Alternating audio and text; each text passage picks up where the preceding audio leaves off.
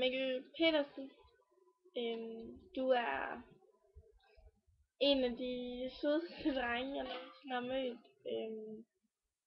Jeg holder stadigvæk rigtig meget af dig, selvom at, ja, det ikke fortsat med at blive os, eller hvad skal man sige. Nej, det var en mærkelig tid, hvis man kan sige sådan. Det var god, men ja, den var mærkelig, fordi at det endte som det gjorde. Men jeg er glad for, at vi er blevet venner den dag i dag, fordi at jeg ville ikke kunne holde ud til at være uvenner med dig, efter at jeg har lært dig så godt at kende. Så, ja, du ved nok godt allerede, hvad jeg synes om dig. Altså, jeg holder meget af dig, og jeg begynder nok også at elske dig lidt. Ja, du er en rigtig flot dreng.